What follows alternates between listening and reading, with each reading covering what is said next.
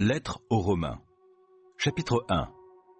Cette lettre vous est adressée par Paul, serviteur de Jésus-Christ, qui a été appelé à être apôtre et choisi pour proclamer l'évangile de Dieu, la bonne nouvelle que Dieu avait promise par ses prophètes dans les Saintes Écritures. Elle parle de son Fils qui, dans son humanité, descend de David et qui a été institué Fils de Dieu avec puissance lorsque le Saint-Esprit l'a ressuscité, Jésus-Christ, notre Seigneur. Par lui, j'ai reçu la grâce d'être apôtre pour amener, en son nom, des hommes de tous les peuples à lui obéir en croyant. Vous êtes de ceux-là, vous que Jésus-Christ a appelés à lui. Je vous écris, à vous tous qui êtes à Rome, les bien-aimés de Dieu, et qui ont été appelés à faire partie du peuple saint. Que la grâce et la paix vous soient accordées par Dieu notre Père et par le Seigneur Jésus-Christ. Tout d'abord, je remercie mon Dieu par Jésus-Christ au sujet de vous tous, parce qu'on parle de votre foi dans le monde entier. Dieu m'en est témoin, lui que je sers de tout mon être en proclamant l'évangile qui concerne son Fils. Dans toutes mes prières, je ne cesse de faire mention de vous à toute occasion, et je lui demande de me donner enfin l'occasion de vous rendre visite, si telle est sa volonté. Car j'ai le vif désir d'aller vous voir pour vous transmettre quelques dons de la grâce, par l'Esprit en vue d'affermir votre foi, ou mieux, pour que, lorsque je serai parmi vous, nous nous encouragions mutuellement, vous et moi, par la foi qui nous est commune. Je tiens à ce que vous le sachiez, frères et sœurs. J'ai souvent formé le projet de me rendre chez vous, afin de récolter quelques fruits parmi vous, comme je l'ai fait parmi bien d'autres peuples. Mais j'en ai été empêché jusqu'à présent. Je me dois à tous les non-juifs, civilisés ou non, instruits ou ignorants. Voilà pourquoi je désire aussi vous annoncer l'Évangile à vous qui êtes à Rome. Car je n'ai pas honte de l'Évangile. C'est la puissance de Dieu par laquelle il sauve tous ceux qui croient, les Juifs en premier lieu et aussi les non-Juifs. En effet, cet Évangile nous révèle en quoi consiste la justice que Dieu accorde. Elle est reçue par la foi et rien que par la foi, comme il est dit dans l'Écriture. Le juste vivra grâce à la foi. La colère de Dieu se manifeste du haut du ciel contre les hommes qui ne l'honorent pas et ne respectent pas sa volonté. Ils étouffent ainsi malhonnêtement la vérité. En effet, ce qu'on peut connaître de Dieu est clair pour eux, Dieu lui-même le leur ayant fait connaître. Car depuis la création du monde, les perfections invisibles de Dieu, sa puissance éternelle et sa divinité se voient dans ses œuvres, quand on y réfléchit. Ils n'ont donc aucune excuse, car alors qu'ils connaissent Dieu, ils ne lui rendent pas l'honneur que l'on doit à Dieu et ne lui expriment pas leur reconnaissance. Ils se sont égarés dans des raisonnements absurdes et leur pensée dépourvue d'intelligence s'est trouvée obscurcie. Ils se prétendent sages, mais ils sont devenus fous. Ainsi, au lieu d'adorer le Dieu immortel et glorieux, ils adorent des idoles, images d'hommes mortels, d'oiseaux, de quadrupèdes ou de reptiles. C'est pourquoi Dieu les a abandonnés aux passions de leur cœur, qui les portent à des pratiques dégradantes, de sorte qu'ils ont avili leur propre corps. Oui, ils ont délibérément échangé la vérité concernant Dieu contre le mensonge. Ils ont adoré la créature et lui ont rendu un culte au lieu du Créateur, lui qui est béni éternellement. Amen. Voilà pourquoi Dieu les a abandonnés à des passions avilissantes. Leurs femmes ont renoncé aux relations sexuelles naturelles pour se livrer à des pratiques contre nature. Les hommes, de même, délaissant les rapports naturels avec le sexe féminin, se sont enflammés de désir les uns pour les autres. Ils ont commis entre hommes des actes honteux et ont reçu en leur personne le salaire que méritaient leurs égarements. Ils n'ont pas jugé bon de connaître Dieu, c'est pourquoi Dieu les a abandonnés à leurs pensées faussées, si bien qu'ils font ce qu'on ne doit pas. Ils accumulent toutes sortes d'injustices et de méchanceté, d'envie et de vices. Ils sont pleins de jalousie, de meurtre, de querelles, de trahison, de perversité. Ce sont des médisants, des calomniateurs, des ennemis de Dieu, arrogants, orgueilleux, fanfarons, ingénieux à faire le mal. Ils manquent à leur devoir envers leurs parents. Ils sont dépourvus d'intelligence et de loyauté, insensibles, impitoyables. Ils connaissent très bien la sentence de Dieu qui déclare passibles de mort ceux qui agissent ainsi. Malgré cela, non seulement ils commettent de telles actions, mais encore ils approuvent ceux qui les font. Romains 2. Toi donc, qui que tu sois, qui condamne autrui, tu n'as aucune excuse, car en condamnant les autres, tu te condamnes toi-même, puisque toi qui les condamnes, tu te conduis comme eux. Or, nous savons que le jugement de Dieu contre ceux qui agissent ainsi est conforme à la vérité. T'imaginerais-tu, toi qui condamnes ceux qui commettent de tels actes et qui te comportent comme eux, que tu vas échapper à la condamnation divine?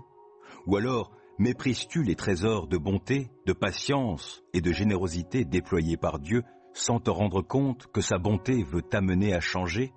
Par ton entêtement et ton refus de changer, tu te prépares un châtiment d'autant plus grand pour le jour où se manifesteront la colère et le juste jugement de Dieu.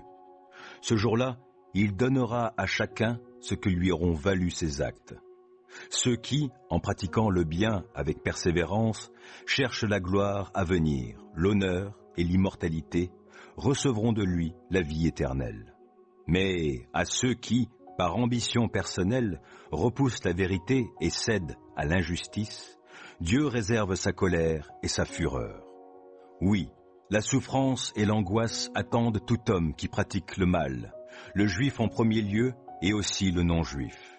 Mais la gloire à venir, l'honneur et la paix seront accordés à celui qui pratique le bien, quel qu'il soit, d'abord le juif et aussi le non-juif, car Dieu ne fait pas de favoritisme. Ceux qui ont péché sans avoir eu connaissance de la loi de Moïse périront sans qu'elle intervienne dans leur jugement. Mais ceux qui ont péché alors qu'ils étaient soumis au régime de la loi seront jugés conformément à la loi. Car ce ne sont pas ceux qui se contentent d'écouter la lecture de la loi qui seront justes aux yeux de Dieu. Non, seuls ceux qui appliquent la loi sont considérés comme justes. En effet, lorsque les païens qui n'ont pas la loi de Moïse accomplissent naturellement ce que demande cette loi, ils se tiennent lieu de loi à eux-mêmes, alors qu'ils n'ont pas la loi. Ils démontrent par leur comportement que les œuvres demandées par la loi sont inscrites dans leur cœur. Leur conscience en témoigne également, ainsi que les raisonnements par lesquels ils s'accusent ou s'excusent les uns les autres. Tout cela paraîtra le jour où, conformément à l'évangile que j'annonce, Dieu jugera par Jésus-Christ tout ce que les hommes ont caché. Eh bien, toi qui te donnes le nom de juif, tu te reposes sur la loi, tu fais de Dieu ton sujet de fierté, tu connais sa volonté, tu juges de ce qui est le meilleur parce que tu es instruit par la loi. Tu es certain d'être le guide des aveugles, la lumière de ceux qui errent dans les ténèbres, l'éducateur des insensés, l'enseignant des ignorants, tout cela sous prétexte que tu as dans la loi l'expression parfaite de la connaissance et de la vérité. Toi donc, qui enseignes les autres, tu ne t'enseignes pas toi-même. Tu prêches aux autres de ne pas voler et tu voles. Tu dis de ne pas commettre d'adultère et tu commets l'adultère. Tu as les idoles en horreur et tu commets des sacrilèges. Tu es fier de posséder la loi, mais tu déshonores Dieu en y désobéissant. Et ainsi, comme le dit l'Écriture, à cause de vous, Juifs, le nom de Dieu est outragé parmi les païens. Assurément, être circoncis a un sens, à condition d'appliquer la loi. Mais si tu désobéis à la loi, être circoncis n'a pas plus de valeur que d'être incirconcis. Mais si l'incirconcis accomplit ce que la loi définit comme juste, cet incirconcis ne sera-t-il pas considéré comme un circoncis ? Et cet homme qui accomplit la loi sans être physiquement circoncis, ne va-t-il pas te condamner, toi qui désobéis à la loi tout en possédant les Écritures et la circoncision ? Car ce n'est pas ce qui est visible qui fait le juif, ni la marque visible dans la chair qui fait la circoncision, mais ce qui fait le juif, c'est ce qui est intérieur. Et la vraie circoncision est celle que l'esprit opère dans le cœur, et non celle que l'on pratique en obéissant à la lettre de la loi. Tel est le juif qui reçoit sa louange, non des hommes, mais de Dieu. Romains 3. Dans ces conditions, quel est l'avantage du juif ? Quelle est l'utilité de la circoncision ? L'avantage est grand à divers titres. Tout d'abord, c'est aux Juifs qu'ont été confiées les paroles de Dieu. Que faut-il dire alors si certains leur ont été infidèles ? Que faut-il dire alors si certains leur ont été infidèles ? Car ce n'est pas aux Juifs que Leur infidélité anéantira-t-elle la fidélité de Dieu? Loin de là. Que Dieu soit reconnu comme disant la vérité, et tout homme qui s'oppose à lui comme menteur, car il est écrit: tu seras toujours reconnu juste dans tes sentences, et tu seras vainqueur lorsque tu rends ton jugement. Mais si notre injustice contribue à manifester que Dieu est juste, que pouvons-nous en conclure? Dieu n'est-il pas injuste quand il nous fait subir sa colère? Bien entendu, je raisonne ici d'une manière très humaine. Dieu injuste? Loin de là. Autrement, comment Dieu pourrait-il juger le monde? Ou dira-t-on encore, si mon mensonge fait d'autant mieux éclater que Dieu est véridique et contribue ainsi à sa gloire, pourquoi serais-je encore condamné comme pécheur? Et pourquoi ne pas aller jusqu'à dire « faisons le mal pour qu'en sorte le bien » ? Certains, du reste, nous calomnient en prétendant que c'est là ce que nous enseignons. Ces gens-là méritent bien d'être condamnés. Que faut-il donc conclure? Nous, les Juifs, sommes-nous en meilleure position que les autres hommes? Pas à tous égards. Nous avons, en effet, déjà démontré que tous les hommes, juifs et non-juifs, sont également coupables. L'Écriture le dit. Il n'y a pas de juste, pas même un seul, pas d'homme capable de comprendre, pas un qui se tourne vers Dieu. Ils se sont tous égarés, ils se sont corrompus tous ensemble. Il n'y en a aucun qui fasse le bien, même pas un seul. Leur gosier ressemble à une tombe ouverte, leur langue sert à tromper. Ils ont sur les lèvres un venin de vipère, leur bouche est pleine d'aigres malédictions. Leurs pieds sont agiles quand il s'agit de verser le sang. La destruction et le malheur jalonnent leur parcours. Ils ne connaissent pas le chemin de la paix. Ils n'ont même pas peur de Dieu. Or, nous le savons, ce que l'Écriture dit dans la loi, elle l'adresse à ceux qui vivent sous le régime de la loi.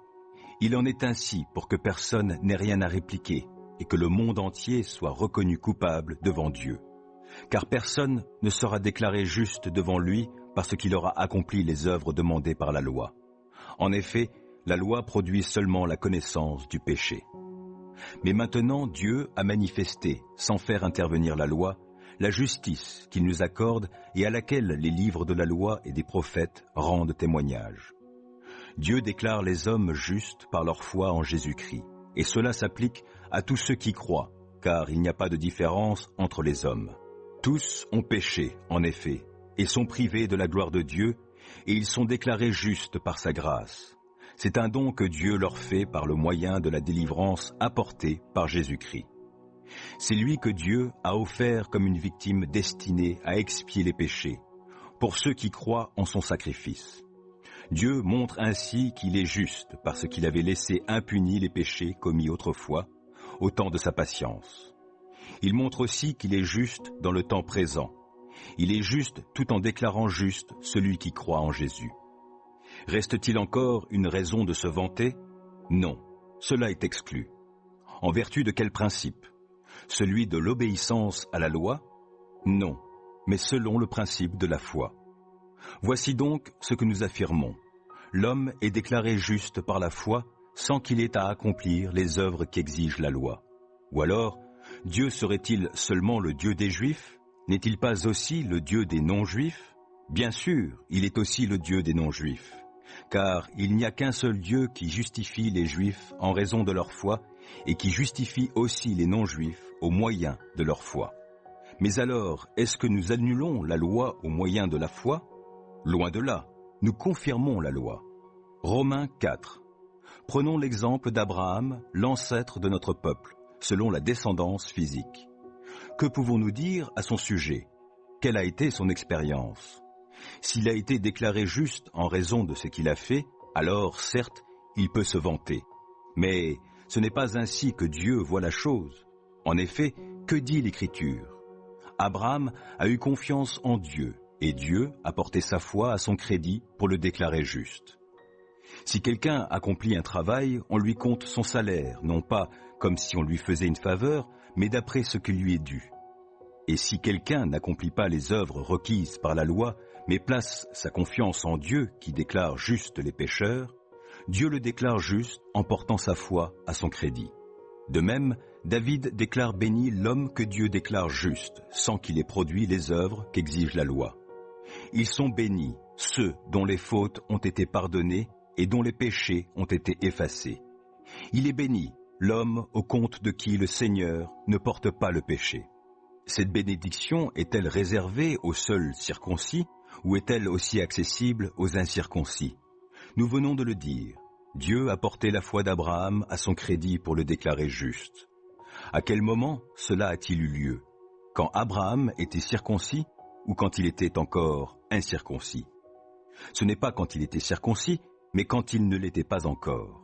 Et Dieu lui donna ensuite le signe de la circoncision comme sceau de la justice qu'il avait déjà reçu par la foi avant d'être circoncis. Il est devenu ainsi le Père de tous ceux qui croient sans être circoncis, pour qu'eux aussi soient déclarés justes par Dieu de la même manière. Il est aussi devenu le Père des circoncis qui ne se contentent pas d'avoir la circoncision, mais qui suivent l'exemple de la foi que notre Père Abraham a manifesté alors qu'il était encore incirconcis.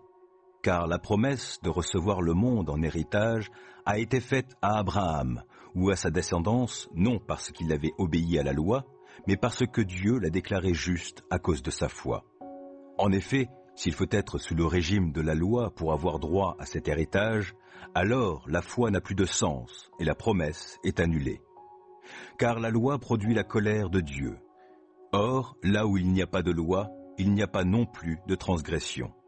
Voilà pourquoi l'héritage se reçoit par la foi. C'est pour qu'il soit un don de la grâce. Ainsi, la promesse se trouve confirmée à toute la descendance d'Abraham, c'est-à-dire non seulement à celle qui a la loi, mais aussi à celle qui partage la foi d'Abraham. Il est notre Père à tous, comme le dit l'Écriture. Je t'ai établi pour être le Père d'une multitude de peuples. Placé en présence de Dieu, il mit sa confiance en celui qui donne la vie aux morts et appelle à l'existence ce qui n'existe pas. Alors que tout portait au contraire, il a eu confiance, plein d'espérance. Ainsi, il est devenu le Père d'une multitude de peuples conformément à ce que Dieu lui avait dit. Tes descendants seront nombreux. Bien qu'il considérât son corps, qui était comme mort, il avait presque 100 ans, et celui de Sarah, qui ne pouvait plus donner la vie, sa foi ne faiblit pas. Au contraire, loin de mettre en doute la promesse et de refuser de croire, il trouva sa force dans la foi, en reconnaissant la grandeur de Dieu et en étant absolument persuadé que Dieu est capable d'accomplir ce qu'il a promis. C'est pourquoi Dieu l'a déclaré juste en portant sa foi à son crédit.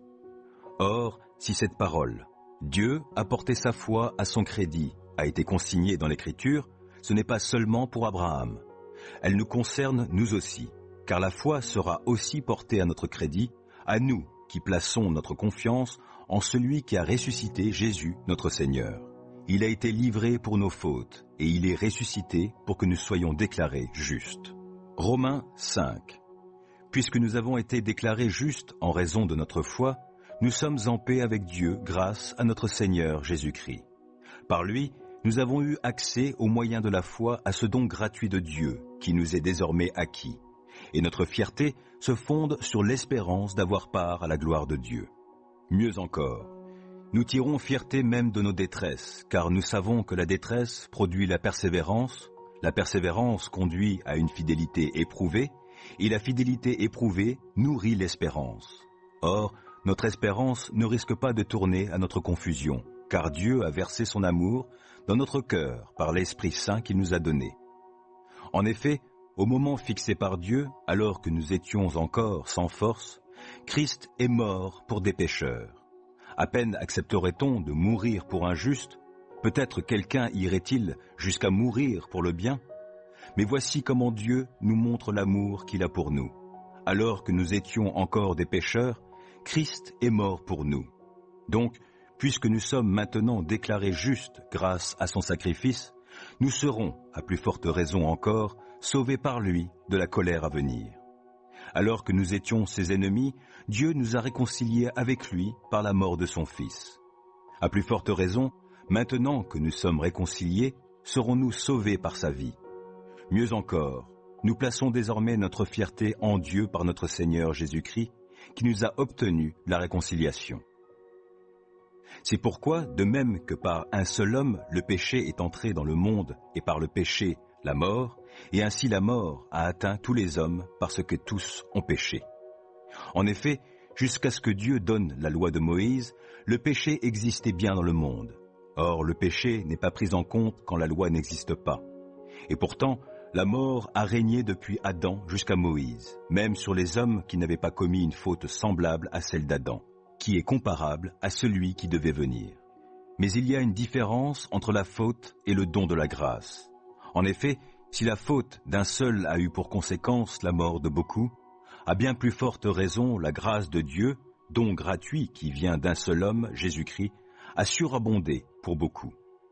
Quelle différence aussi entre les conséquences du péché d'un seul et le don. En effet, le jugement intervenant à cause d'un seul homme a entraîné la condamnation, mais le don de grâce, intervenant à la suite de nombreuses fautes, a conduit à l'acquittement. Car si, par la faute commise par un seul homme, la mort a régné à cause de ce seul homme, à bien plus forte raison ceux qui reçoivent l'abondance de la grâce, quel don de la justification régneront-ils dans la vie par Jésus-Christ, lui seul? Ainsi donc, comme une seule faute a entraîné la condamnation de tous les hommes, un seul acte satisfaisant à la justice a obtenu pour tous les hommes l'acquittement qui leur assure la vie. Comme par la désobéissance d'un seul, beaucoup d'hommes ont été déclarés pécheurs devant Dieu. De même, par l'obéissance d'un seul, beaucoup seront déclarés justes devant Dieu. Quant à la loi, elle est intervenue pour que le péché prolifère. Mais là où le péché a proliféré, la grâce a surabondé pour que, comme le péché a régné par la mort, de même la grâce règne par la justice que Dieu accorde, et qui aboutit à la vie éternelle par Jésus-Christ, notre Seigneur. Romains 6. Que dire maintenant? Persisterons-nous dans le péché pour que la grâce abonde? Loin de là. Puisque nous sommes morts pour le péché, comment pourrions-nous vivre encore dans le péché? Ne savez-vous pas que nous, qui avons été baptisés pour Jésus-Christ, c'est en relation avec sa mort que nous avons été baptisés? Nous avons donc été ensevelis avec lui par le baptême en relation avec sa mort afin que, comme Christ a été ressuscité par la puissance glorieuse du Père, nous aussi nous menions une vie nouvelle. Car si nous avons été unis à lui par une mort semblable à la sienne, nous le serons aussi par une résurrection semblable à la sienne. Comprenons donc que l'homme que nous étions autrefois a été crucifié avec Christ, afin que le péché, dans ce qui fait sa force, soit réduit à l'impuissance et que nous ne soyons plus esclaves du péché. Car celui qui est mort a été déclaré juste, il n'a plus à répondre du péché. Or, puisque nous sommes morts avec Christ, nous croyons que nous vivrons aussi avec lui, car nous savons que Christ, ressuscité, ne meurt plus. La mort n'a plus de pouvoir sur lui. Il est mort, et c'est pour le péché qu'il est mort une fois pour toutes. Mais à présent, il est vivant, et il vit pour Dieu. Ainsi, vous aussi, considérez-vous comme morts pour le péché, et comme vivants pour Dieu dans l'union avec Jésus-Christ. Que le péché n'exerce donc plus sa domination sur votre corps mortel pour vous soumettre à ses désirs. Ne mettez pas vos membres et organes à la disposition du péché comme des armes au service du mal. Mais puisque vous étiez morts et que vous êtes maintenant vivants, offrez-vous vous-même à Dieu et mettez les membres et organes de votre corps à sa disposition comme des instruments pour faire ce qui est juste. Car le péché ne sera plus votre maître, puisque vous n'êtes plus sous le régime de la loi, mais sous celui de la grâce. Mais quoi? Allons-nous encore pécher sous prétexte que nous ne sommes pas sous le régime de la loi, mais sous celui de la grâce? Loin de là. Ne savez-vous pas qu'en vous mettant au service de quelqu'un comme des esclaves pour lui obéir, vous êtes effectivement les esclaves du maître à qui vous obéissez? Ou bien du péché qui entraîne la mort, ou bien de l'obéissance qui conduit à une vie juste? Mais Dieu soit loué. Si, autrefois, vous étiez les esclaves du péché, vous avez maintenant obéi de tout cœur à l'enseignement fondamental auquel vous avez été soumis. Et, à présent, affranchis du péché, vous êtes devenus esclaves de la justice. Je parle ici d'une manière très humaine, à cause de votre faiblesse naturelle. De même que vous avez offert autrefois les membres et organes de votre corps en esclaves pour agir d'une manière immorale et qui ne respecte pas la loi de Dieu, offrez-les maintenant en esclaves à la justice pour mener une vie sainte. Lorsque vous étiez encore esclaves du péché, vous étiez libres par rapport à la justice. Or, quels fruits portiez-vous alors? des actes qui vous font rougir de honte aujourd'hui, car ils conduisent à la mort. Mais maintenant, affranchis du péché et devenus esclaves de Dieu, le fruit que vous portez, c'est une vie sainte, et le résultat auquel vous aboutissez, c'est la vie éternelle. Car le salaire que verse le péché, c'est la mort, mais le don de la grâce que Dieu accorde, c'est la vie éternelle dans l'union avec Jésus-Christ, notre Seigneur. Romains 7. Ne savez-vous pas, frères et sœurs, car je parle à des gens qui savent ce qu'est une loi, que la loi ne régit un homme que durant le temps de sa vie? Ainsi, une femme mariée est liée par la loi à son mari tant que celui-ci est en vie. Mais s'il vient à mourir, elle est libérée de la loi qui la liait à lui. Donc, si, du vivant de son mari, elle devient la femme d'un autre homme, elle sera considérée comme adultère. Mais si son mari meurt, elle est affranchie de cette loi et peut donc appartenir à un autre sans être adultère. Il en est de même pour vous, mes frères et sœurs. Par la mort de Christ, vous êtes, vous aussi, morts par rapport à la loi, pour appartenir à un autre, à celui qui est ressuscité, pour que nous portions des fruits pour Dieu. Lorsque nous étions encore livrés à nous-mêmes, les mauvais désirs suscités par la loi étaient à l'œuvre dans nos membres pour nous faire porter des fruits qui mènent à la mort. Mais maintenant, libérés du régime de la loi, morts à ceux qui nous gardaient prisonniers, nous pouvons servir Dieu d'une manière nouvelle par l'Esprit et non plus sous le régime périmé de la lettre de la loi. Que dire maintenant? La loi se confond-elle avec le péché? Loin de là. Seulement, s'il n'y avait pas eu la loi, je n'aurais pas connu le péché, et je n'aurais pas su ce qu'est la convoitise si la loi n'avait pas dit « Tu ne convoiteras pas ». Mais alors, le péché, prenant appui sur le commandement, a suscité en moi toutes sortes de désirs mauvais, car sans la loi, le péché est sans vie. Pour ma part, autrefois sans la loi, je vivais. Mais quand le commandement est intervenu, le péché a pris vie, et moi, je suis mort. Ainsi, ce qui s'est produit pour moi, c'est que le commandement qui devait conduire à la vie m'a conduit à la mort. Car le péché a pris appui sur le commandement. Il m'a trompé et m'a fait mourir en se servant du commandement. Ainsi, la loi elle-même est sainte, et le commandement est saint, juste et bon. Ce qui est bon, est-il devenu pour moi une cause de mort? Loin de là. C'est le péché. En effet, il a provoqué ma mort en se servant de ce qui est bon, et a de la sorte manifesté sa nature de péché et son excessive perversité par le moyen du commandement. Nous savons que la loi a été inspirée par l'Esprit de Dieu, mais moi, je suis comme un homme livré à lui-même, vendu comme esclave au péché. En effet, je ne comprends pas ce que je fais. Je ne fais pas ce que je veux, et c'est ce que je déteste que je fais. Et si je fais ce que je ne veux pas, je reconnais par là que la loi est bonne. En réalité, ce n'est plus moi qui le fais, mais c'est le péché qui habite en moi. Car je sais que le bien n'habite pas en moi, c'est-à-dire dans ce que je suis par nature. Vouloir le bien est à ma portée, mais non l'accomplir. Je ne fais pas le bien que je veux, mais le mal que je ne veux pas, je le commets. Si donc je fais ce que je ne veux pas, ce n'est plus moi qui le fais, mais c'est le péché qui habite en moi. Je découvre ainsi cette loi. Lorsque je veux faire le bien, c'est le mal qui est à ma portée. Dans mon être intérieur, je prends plaisir à la loi de Dieu. Mais je vois bien qu'une autre loi est à l'œuvre dans mon corps. Elle combat la loi qu'approuve ma raison, et elle fait de moi le prisonnier de la loi du péché qui agit dans mes membres. Malheureux que je suis! Qui me délivrera de ce corps voué à la mort? Dieu soit loué, c'est par Jésus-Christ notre Seigneur. En résumé, moi-même, je suis par la raison au service de la loi de Dieu, mais je suis, dans ce que je vis concrètement, esclave de la loi du péché. Romains 8. Maintenant donc, il n'y a plus de condamnation pour ceux qui sont unis à Jésus-Christ. Car la loi de l'Esprit qui nous donne la vie dans l'union avec Jésus-Christ t'a libéré de la loi du péché et de la mort. Car ce que la loi était incapable de faire, parce que l'état de l'homme la rendait impuissante, Dieu l'a fait.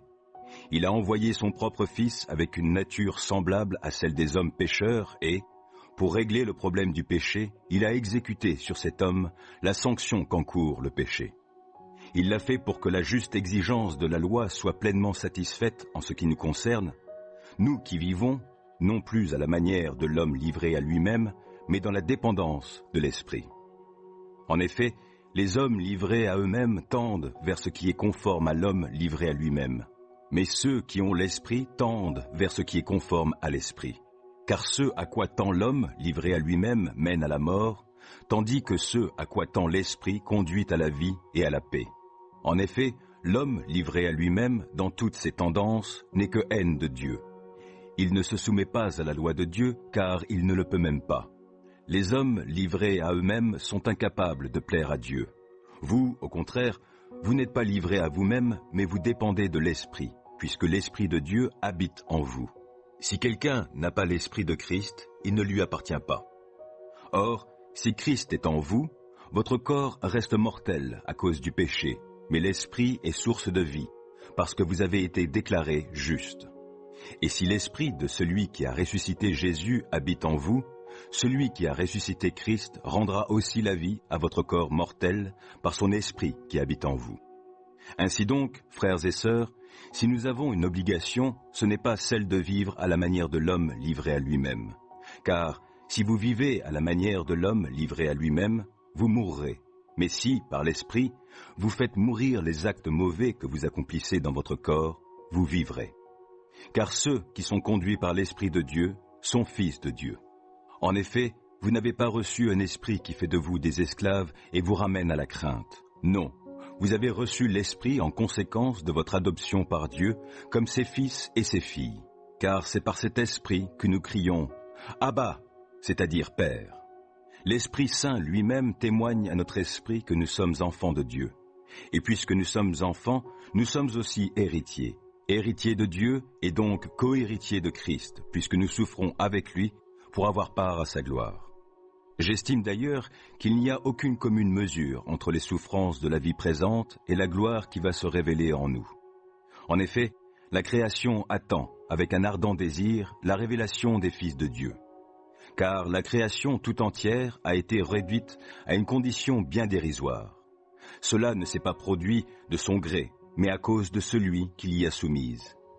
Il lui a toutefois donné une espérance, c'est que la création elle-même sera délivrée de l'esclavage, de la corruption pour accéder à la liberté que les enfants de Dieu connaîtront dans la gloire. Nous le savons bien, en effet. Jusqu'à présent, la création tout entière est unie dans un profond gémissement et dans les douleurs d'un enfantement. Elle n'est pas seule à gémir, car nous aussi, qui avons reçu l'Esprit comme avant-goût de la gloire, nous gémissons du fond du cœur, en attendant d'être pleinement établis dans notre condition de fils adoptifs de Dieu, quand notre corps sera délivré. Car nous sommes sauvés, mais c'est en espérance. Or, voir ce que l'on espère, ce n'est plus espérer. Qui, en effet, continue à espérer ce qu'il voit? Mais si nous ne voyons pas ce que nous espérons, nous l'attendons avec persévérance. De même, l'Esprit vient nous aider dans notre faiblesse. En effet, nous ne savons pas prier comme il faut, mais l'Esprit lui-même intercède en gémissant d'une manière inexprimable. Et Dieu qui scrute les cœurs sait ce vers quoi tend l'Esprit, car c'est en accord avec Dieu qu'il intercède pour les membres du peuple saint. Nous savons en outre que Dieu fait concourir toutes choses au bien de ceux qu'il aime, de ceux qui ont été appelés conformément au plan divin.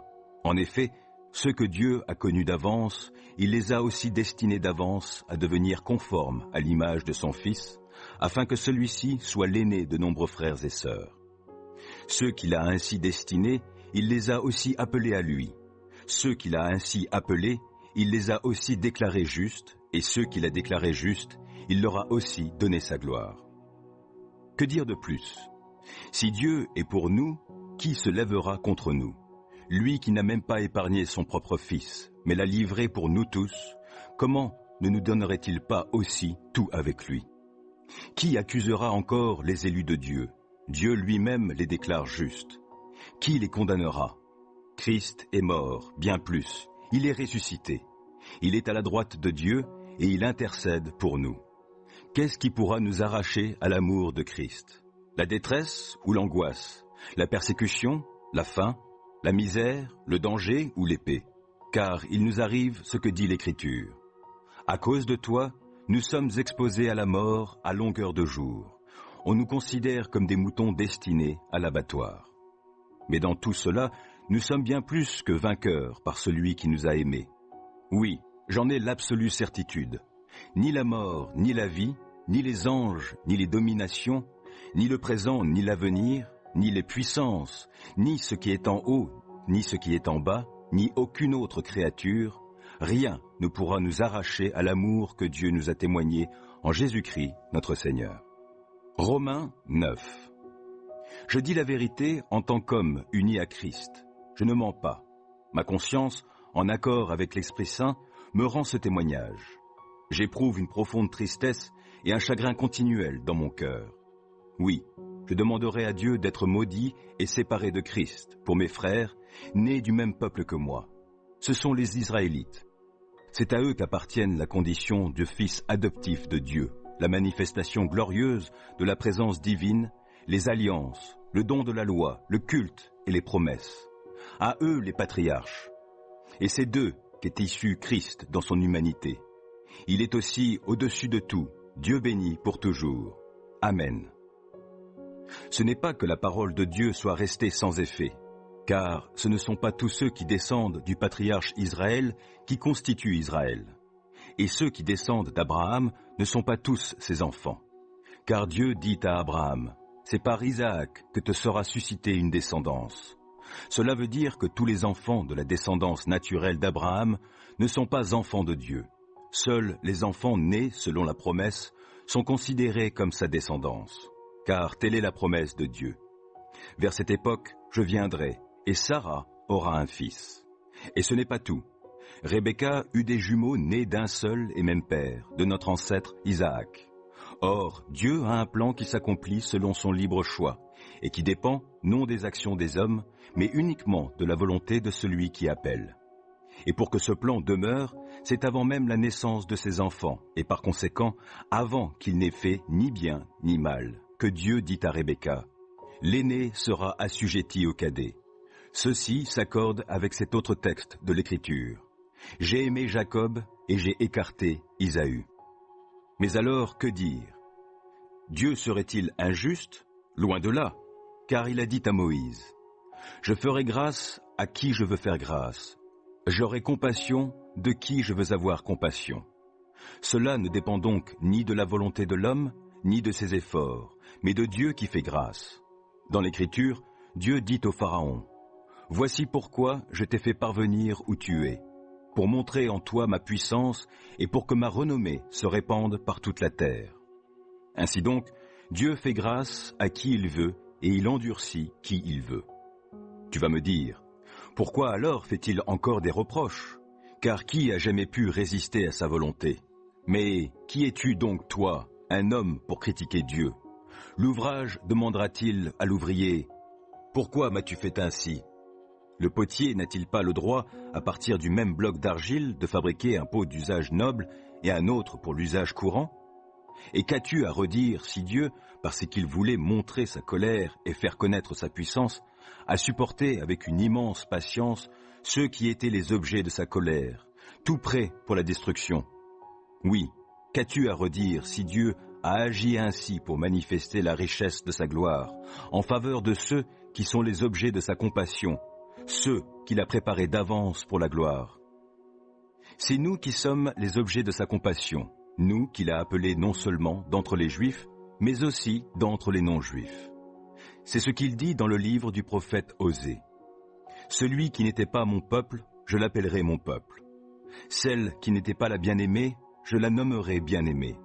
Au lieu même où on leur avait dit, « Vous n'êtes pas mon peuple », on leur dira alors, « Vous êtes les enfants du Dieu vivant. » Et pour ce qui concerne Israël, Ésaïe déclare de son côté, « Même si les descendants d'Israël étaient aussi nombreux que les grains de sable au bord de la mer, seul un reste sera sauvé, car pleinement et promptement, le Seigneur accomplira sa parole sur la terre. » Et comme Ésaïe l'avait dit par avance, « Si le Seigneur des armées célestes ne nous avait laissé des descendants, nous ressemblerions à Sodome, nous serions comme Gomorrhe. » Que dire maintenant?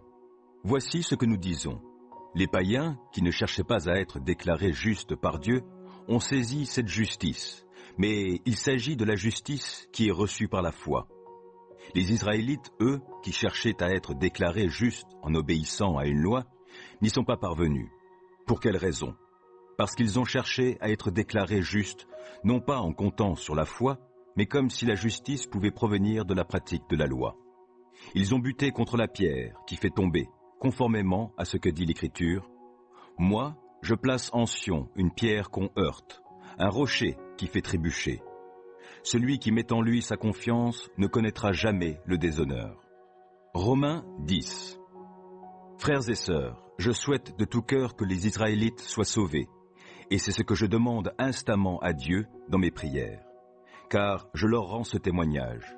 Ils ont un zèle ardent pour Dieu, mais il leur manque le discernement. En méconnaissant la manière dont Dieu déclare les hommes justes, et en cherchant à être déclarés justes par leurs propres moyens, ils ne se sont pas soumis à Dieu en acceptant le moyen par lequel il nous déclare justes. Car Christ a mis fin au régime de la loi pour que tous ceux qui croient soient déclarés justes. Voici, en effet, comment Moïse définit la justice qui procède de la loi. Celui qui appliquera ses commandements vivra grâce à cela. Mais voici comment s'exprime la justice reçue par la foi. Ne dis pas en toi-même « Qui montera au ciel ?» C'est en faire descendre Christ ? Ou bien « Qui descendra dans l'abîme ?» C'est faire remonter Christ d'entre les morts ? Que dit-elle donc ? La parole est toute proche de toi, elle est dans ta bouche et dans ton cœur. Cette parole est celle de la foi, et c'est celle que nous annonçons. En effet, si de ta bouche tu déclares que Jésus est Seigneur, et si dans ton cœur tu crois que Dieu l'a ressuscité, tu seras sauvé, car celui qui croit dans son cœur, Dieu le déclare juste. Celui qui affirme de sa bouche, Dieu le sauve. En effet, l'Écriture dit « Celui qui met en lui sa confiance ne connaîtra jamais le déshonneur. » Ainsi, il n'y a pas de différence entre juifs et non-juifs. Car tous ont le même Seigneur qui donne généreusement à tous ceux qui font appel à lui. En effet, il est écrit « Tous ceux qui invoqueront le Seigneur seront sauvés. » Mais comment feront-ils appel à lui s'ils n'ont pas cru en lui? Et comment croiront-ils en lui s'ils ne l'ont pas entendu?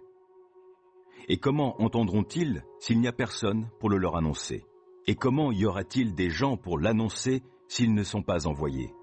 Aussi est-il dit dans l'Écriture, qu'ils sont beaux, les pas de ceux qui annoncent de bonnes nouvelles.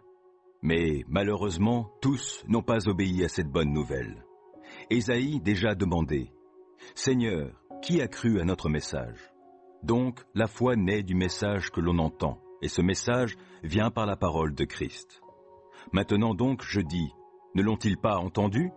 Mais si, n'est-il pas écrit, « Leur voix a retenti par toute la terre, leurs paroles sont parvenues jusqu'aux confins du monde ?» Je demande alors, le peuple d'Israël ne l'a-t-il pas su? Moïse a été le premier à le leur dire. Je vous rendrai jaloux de ceux qui ne sont pas un peuple. Je vous irriterai par une nation dépourvue d'intelligence. Isaïe pousse même la hardiesse jusqu'à dire « J'ai été trouvé par ceux qui ne me cherchaient pas. Je me suis révélé à ceux qui ne se souciaient pas de moi. » Mais parlant d'Israël, il dit « À longueur de journée, j'ai tendu les mains vers un peuple désobéissant et rebelle. » Romains 11. Je demande donc, Dieu aurait-il rejeté son peuple? Assurément pas. En effet, ne suis-je pas moi-même israélite, descendant d'Abraham, de la tribu de Benjamin? Non, Dieu n'a pas rejeté son peuple, qu'il s'est choisi d'avance. Rappelez-vous ce que dit l'Écriture dans le passage rapportant l'histoire d'Élie, dans lequel celui-ci se plaint à Dieu au sujet d'Israël. « Seigneur, ils ont tué tes prophètes, ils ont démoli tes autels, et moi, je suis resté tout seul, et voilà qu'ils en veulent à ma vie. » Eh bien, quelle a été la réponse de Dieu? J'ai gardé en réserve pour moi 7000 hommes qui ne se sont pas prosternés devant le Dieu Baal. Il en est de même dans le temps présent. Il subsiste un reste que Dieu a librement choisi dans sa grâce. Or, puisque c'est par grâce, cela ne peut pas venir des œuvres, ou alors la grâce n'est plus la grâce. Que s'est-il donc passé? Ce que le peuple d'Israël cherchait, il ne l'a pas trouvé. Seuls ceux que Dieu a choisis l'ont obtenu. Les autres ont été rendus incapables de comprendre, conformément à ce qui est écrit. Dieu a frappé leur esprit de torpeur, leurs yeux de cécité et leurs oreilles de surdité. Et il en est ainsi jusqu'à ce jour. De même, David déclare « Que leurs banquets deviennent pour eux un piège, un filet, une cause de chute, et qu'ils y trouvent leur châtiment. Que leurs yeux s'obscurcissent au point de ne plus voir, fais-leur courber le dos continuellement. Je demande alors, si les Israélites ont trébuché, est-ce pour tomber définitivement? Loin de là. Par leur faute, le salut est devenu accessible aux païens, ce qui excitera leur jalousie. Et si leur faute a fait la richesse du monde, et leur déchéance la richesse des non-juifs, quelle richesse plus grande encore n'y aura-t-il pas dans leur complet rétablissement? Je m'adresse particulièrement ici à vous qui êtes d'origine païenne. Dans la mesure même où je suis l'apôtre des non-juifs, je me fais une idée d'autant plus haute de mon ministère que je parviendrai peut-être, en l'exerçant, à rendre jaloux ceux de mon peuple et à en conduire ainsi quelques-uns au salut. Car si leur mise à l'écart a entraîné la réconciliation du monde, quel sera l'effet de leur réintégration? Rien de moins qu'une résurrection d'entre les morts. En effet, si les prémices du pain offert à Dieu sont consacrées, toute la pâte l'est aussi. Si la racine est consacrée, les branches le sont aussi. Ainsi en est-il d'Israël. Quelques branches ont été coupées, et toi qui, par ton origine païenne, étais comme un rameau d'olivier sauvage, tu as été greffé parmi les branches restantes, et voici que tu as part avec elles à la sève qui monte de la racine de l'olivier cultivé. Ne te mets pas, pour autant, à te vanter aux dépens des branches coupées. Et si tu es tenté par un tel orgueil, souviens-toi que ce n'est pas toi qui portes la racine, c'est elle qui te porte. Peut-être vas-tu dire, si des branches ont été coupées, c'est pour que je puisse être greffé. Bien, mais elles ont été coupées à cause de leur incrédulité. Et toi, c'est à cause de ta foi que tu tiens. Ne sois donc pas orgueilleux. Sois plutôt sur tes gardes, car si Dieu n'a pas épargné les branches naturelles, il ne t'épargnera pas non plus. Considère donc à la fois la bonté et la sévérité de Dieu. Sévérité à l'égard de ceux qui sont tombés, bonté à ton égard aussi longtemps que tu t'attaches à cette bonté. Sinon, toi aussi, tu seras retranché. En ce qui concerne les Israélites, s'ils ne demeurent pas dans leur incrédulité, ils seront regreffés. Car Dieu a le pouvoir de les greffer de nouveau. En effet, toi, tu as été coupé de l'olivier sauvage auquel tu appartenais par ta nature, pour être greffé, contrairement à ta nature, sur l'olivier cultivé. À combien plus forte raison, les branches qui proviennent de cet olivier seront-elles greffées sur lui? Frères et sœurs, je ne veux pas que vous restiez dans l'ignorance de ce mystère, pour que vous ne croyiez pas détenir en vous-même une sagesse supérieure. L'endurcissement d'une partie d'Israël durera jusqu'à ce que l'ensemble des non-juifs soit entré dans le peuple de Dieu, et ainsi tout Israël sera sauvé. C'est là ce que dit l'Écriture. De Sion viendra le libérateur.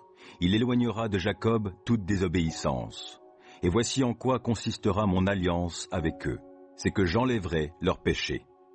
Si l'on se place du point de vue de l'Évangile, ils sont devenus ennemis de Dieu pour que vous en bénéficiez. Mais du point de vue du libre choix de Dieu, ils restent ses bien-aimés à cause de leurs ancêtres.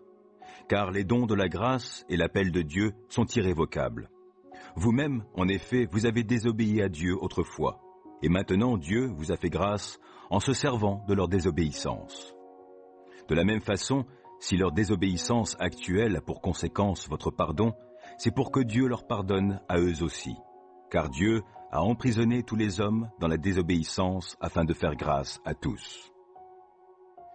Combien grandes sont les richesses de Dieu, combien profonde sa sagesse et sa science. Nul ne peut sonder ses jugements, nul ne peut découvrir ses plans. Car qui a connu la pensée du Seigneur? Qui a été son conseiller? Qui lui a fait des dons pour devoir être payé de retour?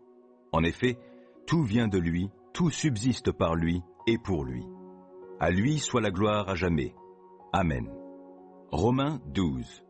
Je vous recommande donc, frères et sœurs, à cause de cette immense bonté de Dieu, à lui offrir votre corps comme un sacrifice vivant, saint et qui plaise à Dieu. Ce sera là de votre part un culte raisonnable. Ne prenez pas comme modèle le monde actuel, mais soyez transformés par le renouvellement de votre intelligence pour pouvoir discerner la volonté de Dieu, ce qui est bon, ce qui lui plaît, ce qui est parfait. En vertu de la grâce que Dieu m'a faite, voici ce que je dis à chacun d'entre vous. N'allez pas au-delà de ce à quoi vous devez prétendre. Tendez au contraire à une sage appréciation de vous-même, chacun selon la part que Dieu lui a confiée. Chacun de nous a, dans un seul corps, de nombreux organes. mais ces organes n'ont pas la même fonction. De même, alors que nous sommes nombreux, nous formons ensemble un seul corps par notre union avec Christ. Et nous sommes tous, et chacun pour sa part, membres les uns des autres. Et nous avons des dons de la grâce différents que, dans sa bonté, Dieu nous a accordés. Pour l'un, c'est la prophétie, qu'il exerce cette activité conformément à notre foi commune. Pour un autre, c'est le service, qu'il se consacre à ce service. Que celui qui a reçu un ministère d'enseignement enseigne. Que celui qui a reçu un ministère d'encouragement encourage. Que celui qui donne le fasse sans arrière-pensée. Que celui qui dirige le fasse avec sérieux. Que celui qui secourt les malheureux le fasse avec joie. Que votre amour soit sincère. Ayez donc le mal en horreur. Attachez-vous de toutes vos forces au bien, notamment en ce qui concerne l'amour fraternel. Soyez pleins d'affection les uns pour les autres. L'estime mutuelle. Soyez les premiers à la manifester. L'ardeur. Ne soyez pas nonchalants. L'esprit. Soyez bouillants. Le Seigneur. Soyez de bons serviteurs. L'espérance. Qu'elle soit votre joie. L'épreuve. Qu'elle vous trouve plein d'endurance. La prière. Priez avec persévérance. Les besoins de ceux qui font partie du peuple saint. Soyez-en solidaires, toujours prêts à pratiquer l'hospitalité. Demandez à Dieu de faire du bien à ceux qui vous persécutent. Oui, demandez du bien pour eux, ne demandez pas du mal. Partagez la joie de ceux qui sont dans la joie, les larmes de ceux qui pleurent. Ayez les uns pour les autres une égale considération. Ne visez pas à ce qui est trop haut, mais laissez-vous attirer par ce qui est humble. Ne vous prenez pas pour des sages. Ne répondez jamais au mal par le mal. Cherchez au contraire à faire ce qui est bien devant tous les hommes. Autant que possible, et dans la mesure où cela dépend de vous, vivez en paix avec tous les hommes. Mes amis, ne vous vengez pas vous-même, mais laissez agir la colère de Dieu, car il est écrit « C'est à moi qu'il appartient de faire justice. C'est moi qui rendrai à chacun son dû. Mais voici votre part. Si ton ennemi a faim, donne-lui à manger. S'il a soif, donne-lui à boire. Par là, ce sera comme si tu lui mettais des charbons ardents sur la tête. Ne te laisse pas vaincre par le mal. Au contraire, sois vainqueur du mal par le bien. » Romains 13. Que tout homme se soumette aux autorités supérieures, car il n'y a pas d'autorité qui ne vienne de Dieu, et celles qui existent ont été instituées par Dieu. C'est pourquoi celui qui s'oppose à l'autorité lutte contre une disposition établie par Dieu, et ceux qui sont engagés dans une telle lutte recevront le châtiment qu'ils se seront attirés. Car ce sont les malfaiteurs, et non ceux qui pratiquent le bien, qui ont à redouter les magistrats. Veux-tu ne pas avoir peur de l'autorité? Fais le bien, et l'autorité t'approuvera. Car l'autorité est au service de Dieu pour ton bien. Mais si tu fais le mal, redoute-la. Car ce n'est pas pour rien qu'elle peut punir de mort. Elle est, en effet, au service de Dieu pour manifester sa colère et punir celui qui fait le mal. C'est pourquoi il est nécessaire de se soumettre à l'autorité, non seulement par peur de la punition, mais surtout par motif de conscience. C'est pour les mêmes raisons que vous devez payer vos impôts, car ceux qui les perçoivent sont eux aussi au service de Dieu dans l'exercice de leurs fonctions. Rendez donc à chacun ce qui lui est dû. Les impôts et les taxes, à qui vous les devez, le respect et l'honneur, à qui ils reviennent. Ne restez redevables de rien à personne, sinon de vous aimer les uns les autres. Car celui qui aime l'autre a satisfait à toutes les exigences de la loi. En effet, des commandements comme « Tu ne commettras pas d'adultère, tu ne commettras pas de meurtre, tu ne voleras pas, tu ne convoiteras pas » et tous les autres se trouvent récapitulés en cette seule parole. Aime ton prochain comme toi-même. Celui qui aime ne cause aucun mal à son prochain. Aimer son prochain, c'est donc accomplir toute la loi. Faites ceci d'autant plus que vous savez en quel temps nous vivons. C'est désormais l'heure de sortir de votre sommeil, car le salut est plus près de nous que lorsque nous avons commencé à croire. La nuit est avancée, le moment où le jour va se lever approche. Débarrassons-nous de tout ce qui se fait dans les ténèbres et revêtons-nous de l'armure de la lumière. Vivons comme il convient en plein jour, sans orgie ni beuverie, sans débauche ni immoralité, sans querelle ni jalousie. Revêtez-vous du Seigneur Jésus-Christ et ne vous préoccupez pas de satisfaire les désirs de l'homme livré à lui-même. Romains 14. Accueillez celui qui est mal affermi dans la foi, sans contester sans cesse ses opinions. Ainsi la foi de l'un le conduit à manger de tout. L'autre, qui est mal affermi dans la foi, ne mange que des légumes. Que celui qui mange de tout ne méprise pas celui qui ne fait pas comme lui, et que celui qui ne mange pas de viande ne condamne pas celui qui en mange, car Dieu lui a fait bon accueil. Qui es-tu, toi, pour juger le serviteur d'un autre? Qu'il tienne bon ou qu'il tombe, c'est l'affaire de son maître. Mais il tiendra bon, car le Seigneur, son maître, a le pouvoir de le faire tenir. Pour celui-ci, tel jour a plus d'importance qu'un autre. Pour celui-là, ils sont tous égaux. À chacun d'avoir une pleine conviction en lui-même. Celui qui fait une distinction entre les jours le fait pour le Seigneur. Celui qui mange de tout le fait aussi pour le Seigneur, puisqu'il remercie Dieu pour sa nourriture. Et celui qui s'abstient de certains aliments le fait encore pour le Seigneur, car lui aussi remercie Dieu. Aucun de nous ne vit pour lui-même, et aucun ne meurt pour lui-même. Si nous vivons pour le Seigneur, et si nous mourrons pour le Seigneur. Ainsi, que nous vivions ou que nous mourions, nous appartenons au Seigneur. En effet, Christ est mort et il est revenu à la vie pour être le Seigneur des morts et des vivants. Et toi, pourquoi condamnes-tu ton frère? Ou toi, pourquoi méprises-tu ton frère? Ne devons-nous pas tous comparaître devant le tribunal de Dieu? Car il est écrit, « Aussi vrai que je vis, dit le Seigneur, tout genou ploiera devant moi, et toute langue me reconnaîtra comme Dieu. » Ainsi, chacun de nous rendra compte à Dieu pour lui-même. Cessons donc de nous condamner les uns les autres. Prenez plutôt la décision de ne rien mettre en travers du chemin d'un frère qui puisse le faire trébucher ou tomber. Pour moi, je sais et je suis pleinement convaincu, en accord avec la pensée du Seigneur Jésus, que rien n'est impur en soi. Cependant, si quelqu'un considère que telle chose est impure, alors elle est impure pour lui. Si donc, à cause d'un aliment, tu fais du tort à ton frère, tu ne te conduis pas selon l'amour. Ne va pas, pour un aliment, causer la perte de celui pour qui Christ est mort. Que ce qui est bien pour vous ne devienne pas pour d'autres une occasion de dire du mal de vous. Dans le royaume de Dieu, ce n'est pas le manger et le boire qui importent, mais une vie juste, la paix et la joie que produit l'Esprit Saint. Celui qui sert Christ de cette manière est agréable à Dieu et estimé des hommes. Ainsi donc, cherchons toujours ce qui contribue à favoriser la paix et à nous faire grandir les uns les autres dans la foi. Ne va pas, pour un aliment, détruire l'œuvre de Dieu. Tout est pur, c'est vrai. Mais il est mal de manger tel aliment si cela risque de causer la chute d'un frère. Ce qui est bien, c'est de s'abstenir de viande, de vin, bref, de tout ce qui peut entraîner la chute de ton frère. Garde devant Dieu cette foi que tu as. Heureux celui qui ne se condamne pas lui-même parce qu'il approuve. Mais celui qui mange tout en ayant des doutes à ce sujet est déjà condamné, car son attitude ne découle pas de la foi. Or, tout ce qui ne découle pas de la foi est péché. Romains 15. Nous qui sommes forts dans la foi, nous devons porter les faiblesses de ceux qui ne le sont pas, sans chercher à notre propre satisfaction. Que chacun de nous recherche la satisfaction de son prochain pour le bien de celui-ci, en vue de l'aider à grandir dans la foi. Car Christ n'a pas cherché sa propre satisfaction, mais il a dit, comme le déclare l'Écriture, « Les insultes des hommes qui t'insultent sont retombées sur moi. » Or, tout ce qui a été consigné autrefois dans l'Écriture l'a été pour nous instruire, afin que la patience et l'encouragement qu'apporte l'Écriture produisent en nous l'espérance.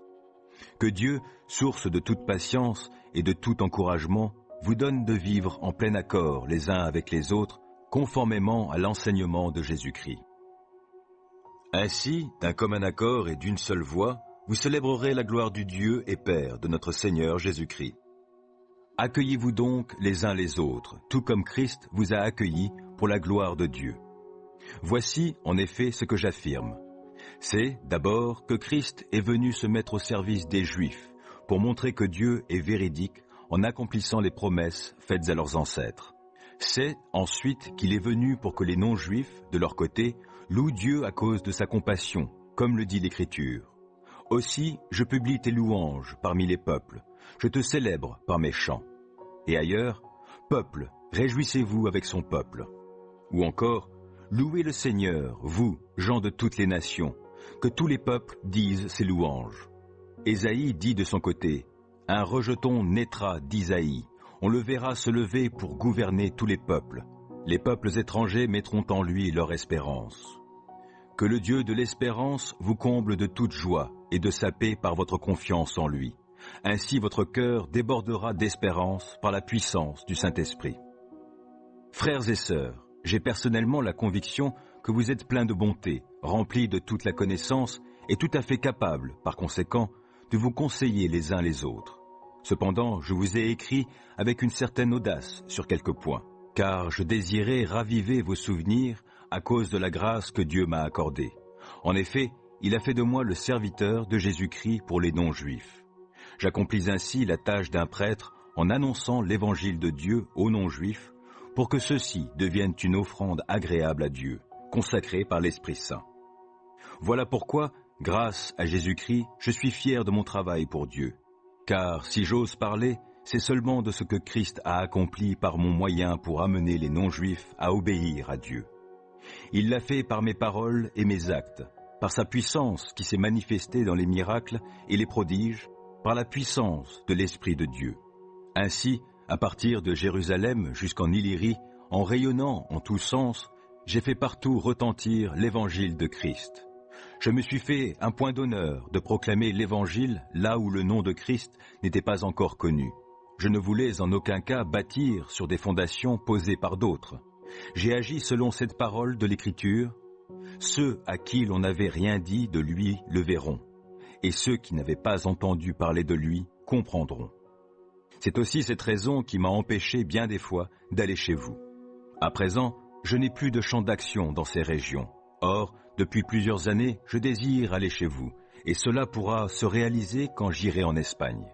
En effet, j'espère vous voir en passant, et je compte sur vous pour m'aider à me rendre dans ce pays après avoir satisfait au moins en partie mon désir de vous rencontrer. Pour l'instant, je vais à Jérusalem pour le service des membres du peuple saint. En effet, les églises de la Macédoine et de l'Achaïe ont décidé de donner une part de leurs biens pour venir en aide aux croyants pauvres de Jérusalem. C'est une décision de leur part et elles le leur devaient, car si les non-juifs ont eu leur part des biens spirituels des juifs, ils doivent bien, à leur tour, les assister de leurs biens matériels. Lorsque je me serai acquitté de ce service et que j'aurai remis en bonne et due forme à ses destinataires le fruit de cette initiative, je prendrai le chemin de l'Espagne et passerai donc par chez vous. Et je sais que lorsque je viendrai chez vous, ce sera avec la pleine bénédiction de Christ. Je vous le demande, frères et sœurs, par notre Seigneur Jésus-Christ et par l'amour que donne l'Esprit. Combattez avec moi en priant Dieu pour moi, qu'il me fasse échapper aux incrédules de la Judée et permette que l'aide que j'apporte à Jérusalem puisse être reçue favorablement par les membres du peuple saint. Ainsi, je pourrai venir chez vous le cœur plein de joie, si Dieu le veut, et trouver quelque repos parmi vous. Que le Dieu qui donne la paix soit avec vous tous. Amen. Romains 16. Je vous recommande notre sœur Phébé, diaconesse de l'Église, qui est à Sancré. Réservez-lui, en vertu de votre union commune au Seigneur, l'accueil que lui doivent des membres du peuple saint. Mettez-vous à sa disposition pour toute affaire où elle aurait besoin de vous, car elle est intervenue en faveur de beaucoup et, en particulier pour moi. Saluez Prisca et Aquilas, mes collaborateurs dans le service de Jésus-Christ. Ils ont risqué leur vie pour sauver la mienne. Je ne suis pas seul à leur en devoir gratitude. C'est aussi le cas de toutes les églises des pays païens. Saluez aussi l'Église qui se réunit dans leur maison. Saluez mon cher Épaïnète. Il est le premier à s'être tourné vers Christ dans la province d'Asie. Saluez Marie qui s'est beaucoup dépensée pour vous. Saluez Andronicus et Junia qui sont du même peuple que moi. Ils ont été mes compagnons de captivité. Ils sont très estimés en tant qu'apôtres, eux qui se sont même convertis à Christ avant moi. Saluez Ampliatus, qui m'est très cher dans le Seigneur. Saluez Urbain, notre collaborateur dans le service de Christ, ainsi que mon cher Stachys. Saluez Apelles, qui a prouvé son attachement à Christ. Saluez aussi les gens de la maison d'Aristobule et Hérodion, qui fait partie du même peuple que moi. Saluez les gens de la maison de Narcisse, qui appartiennent au Seigneur. Saluez Tryphène et Tryphose, qui toutes deux travaillent dur pour le Seigneur, ainsi que ma chère Perside, qui a travaillé dur pour le Seigneur. Saluez Rufus, cet homme que le Seigneur a choisi, et sa mère, qui est aussi une mère pour moi. Saluez Asyncrite, Phlégon, Hermès, Patrobas, Hermas, et tous les frères et sœurs qui sont avec eux. Saluez Philologue et Julie, Nérée et sa sœur, Olympas et tous les membres du peuple saint qui sont avec eux. Saluez-vous les uns les autres en vous donnant le baiser fraternel. Toutes les églises de Christ vous adressent leurs salutations. Je vous engage instamment, chers frères et sœurs, à prendre garde à ceux qui sèment la division et égarent les autres en s'opposant à l'enseignement que vous avez reçu. Éloignez-vous d'eux, car les gens de cette sorte ne servent pas Christ, notre Seigneur, mais leur ventre. Avec leurs belles paroles et leurs discours flatteurs, ils séduisent ceux qui ne discernent pas le mal. Votre obéissance est connue de tous, et cela me remplit de joie. Mais je désire que vous sachiez discerner le bien et que vous soyez incorruptibles à l'égard du mal. Le Dieu qui donne la paix ne tardera pas à écraser Satan sous vos pieds. Que la grâce de notre Seigneur Jésus soit avec vous. Timothée, mon collaborateur, ainsi que Lucius, Jason et Sosipater, qui appartiennent au même peuple que moi, vous saluent. Moi, Tertius, qui écris cette lettre, j'ajoute mes salutations dans le Seigneur qui nous unit. Vous salue encore Gaius, qui m'offre l'hospitalité et chez qui se réunit toute l'Église, Éraste, le trésorier de la ville, ainsi que le frère Quartus. Béni soit Dieu, il a le pouvoir de vous rendre fort dans la foi, conformément à l'évangile que je prêche en annonçant Jésus-Christ, selon la révélation du plan de Dieu, tenu secret pendant les siècles passés et qui s'accomplit de façon manifeste de nos jours. Comme l'a ordonné le Dieu éternel, il est porté, par les écrits des prophètes, à la connaissance de tous les peuples, pour qu'ils soient amenés à lui obéir en croyant. À ce Dieu qui seul possède la sagesse soit la gloire, de siècle en siècle, par Jésus-Christ. Amen.